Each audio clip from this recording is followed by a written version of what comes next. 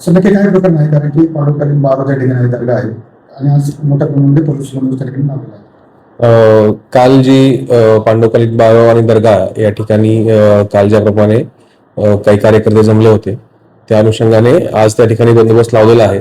सध्या तिथं परिस्थिती शांत आहे, कायदा व सुव्यवस्थेचा कोणताही प्रश्न नाही. आपण काल आणि आज दोन्ही समाजाची बैठक घेतलेली आहे आणि त्या अनुषंगाने आपण त्यांना समजावून सांगितलेलं आहे.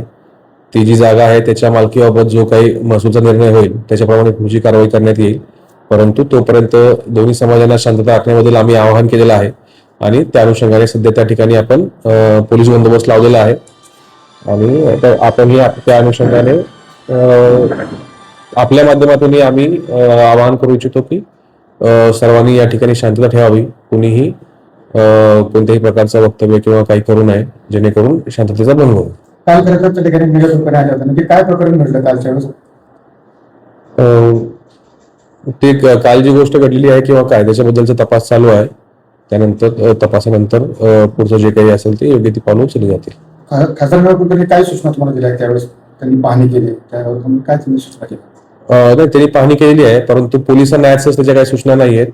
ती जागेची मालकी ठरवावी आणि त्याच्यावर योग्य तो लवकरात लवकर जर अनधिकृत असेल तर लवकरात लवकर कारवाई करावी अशा प्रकारचं त्यांनी महसूलच्या अधिकाऱ्यांना सूचना दिलेल्या आहेत. काल त्या ठिकाणी त्यांनी हिंदू विरोधाचा फोटो लावण्याचा प्रयत्न केला होता, त्यावेळेस तुम्ही काहीतरी मज्जाव केला गेला, काय नक्की ते प्रकरण?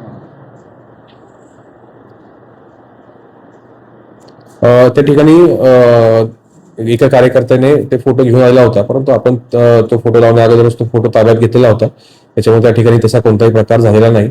आपण तो फोटो त्या कार्यकर्त्याकडून योग्य वेळी ताब्यात घेतलेला होता.